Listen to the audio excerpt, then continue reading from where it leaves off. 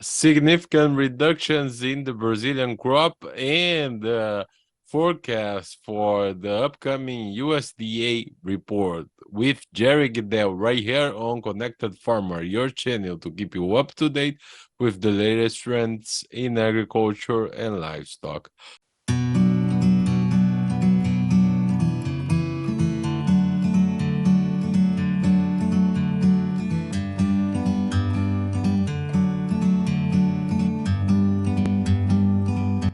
So, Jerry, I think the big thing this week is the new StoneX number for the Brazilian soybean crop. The consultancy has reduced the Brazilian crop in 3 million metric tons, kind of expected by several players in the market.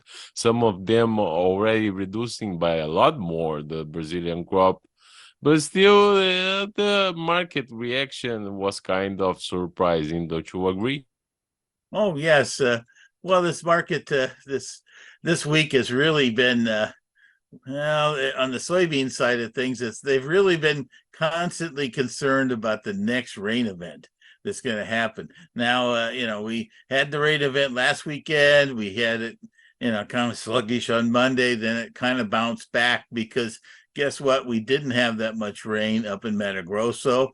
There's some spots in Goiás that had some rain, some in Mato Grosso del Sol, but overall, everybody gets fired up. There's going to be a complete change because this is El Nino, the period in the weather world in South America. So that in general, the idea is that we're going to have a better growing season. I think that's a possibility for Argentina, but they're still even off to a somewhat slow start here on their seedings and things like that. But at the same time, if you go back in history, there's been some places, Mato Grosso and northern areas that have got dinged up during El Ninos. But right now, the market is really concentrating on seeing when the next rain is going to show up. And that's again what happened here later in the week. Despite this, as you mentioned, a lot of the expectations for reduced supplies because of the conditions we've already had. The latest numbers down there, I think we're in the 80s, 82%, something like that, on plantings, which is substantially behind the mid to high 90s at this point. There's all these issues about some of these stands not being that good down there. I don't care if you're in southern parts of the country where it's too wet. And the one thing soybeans don't like is wet feet. And so you got a whole bunch of black dirt down there where it's been too wet. On the other side of the coin, up in the northern area, it's been too dry, and some of those seedlings just never really got themselves going. And we've both seen some recent videos of some pretty thin stands out there in the northern parts of the country.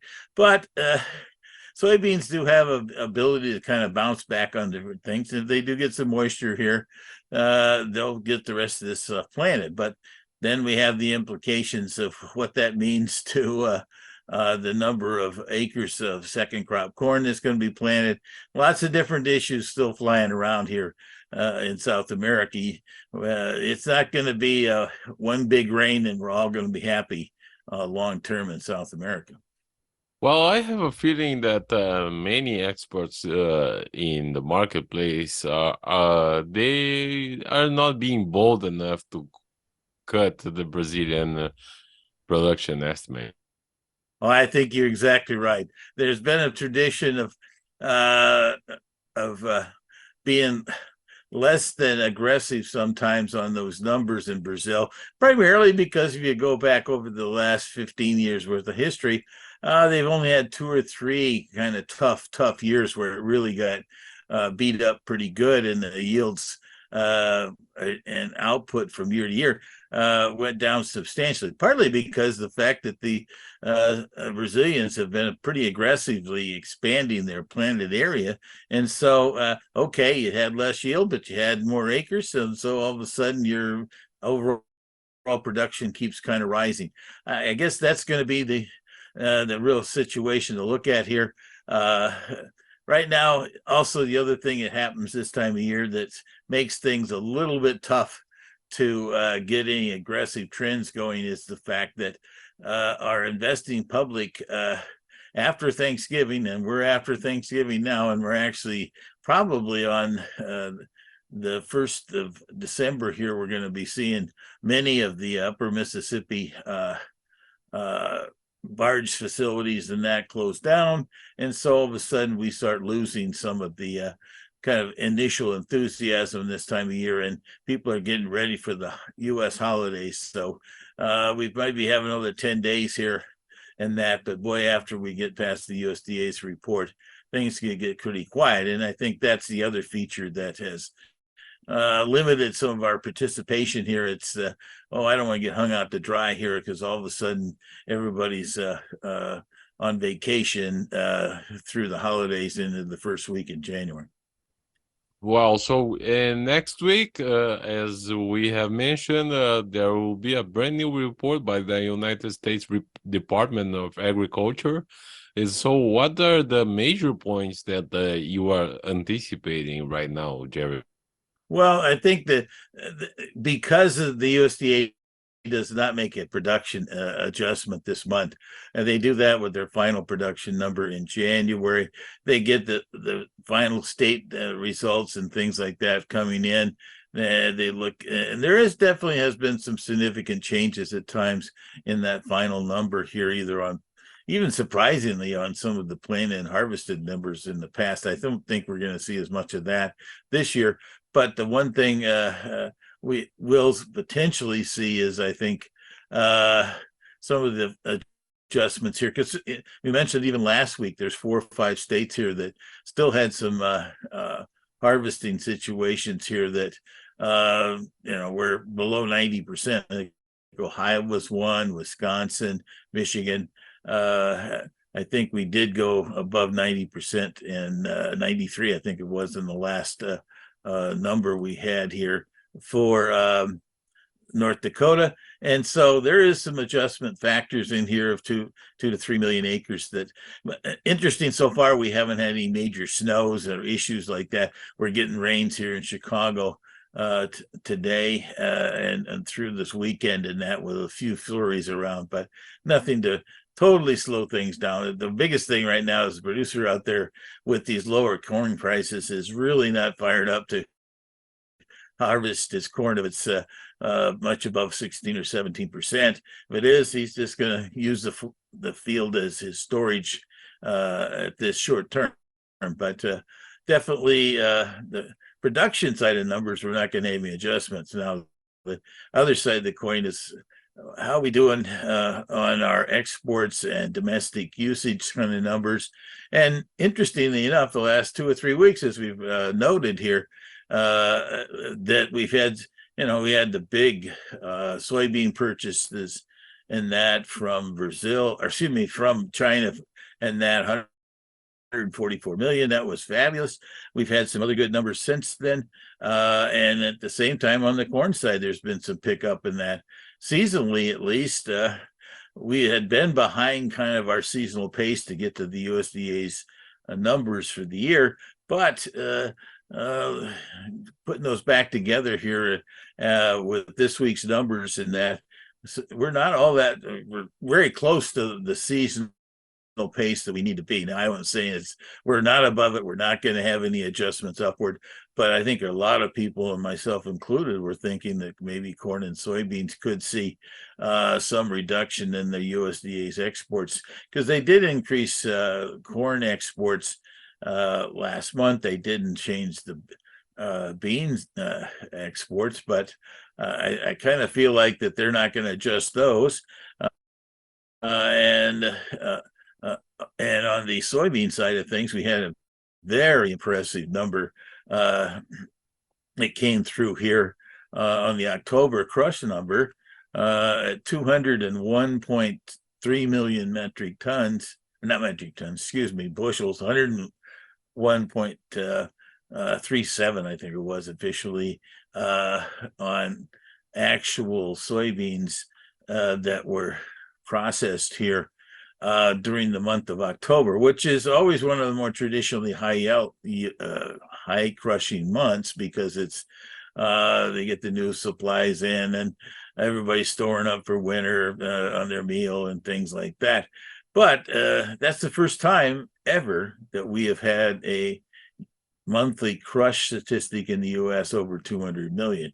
Now, how did that happen? Well, basically, it's a combination of expanded demand for domestically here for soybean oil, which is part of a major component of the renewable diesel demand on the West Coast.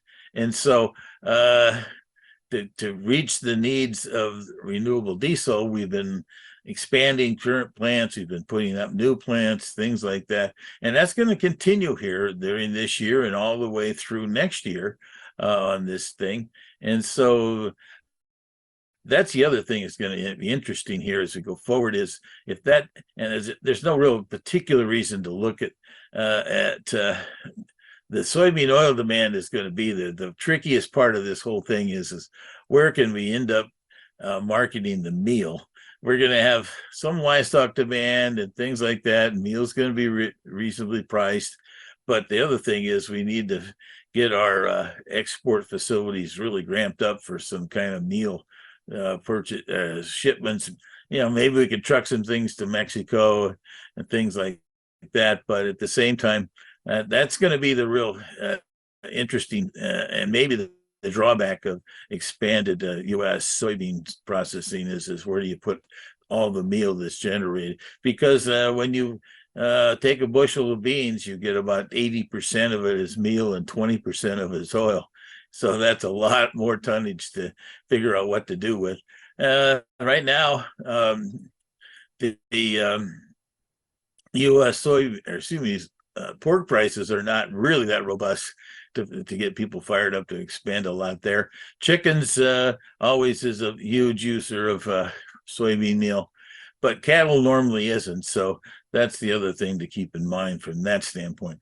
A quick view at the corn at the same situations, and that same thing happened with these. We had some 60s and 70 million, and even this week's numbers were a very impressive number on export sales, 75 million on that one. And so now all of a sudden we're back near the trend line, the seasonal path to reach the USDA's numbers. So I kind of feel like those two really are not going to have any adjustments in demand, no adjustment in supply. So I think those particular two carryover stocks are going to stay very, very similar to what they were last month at 245 million and 2.2 billion on corn.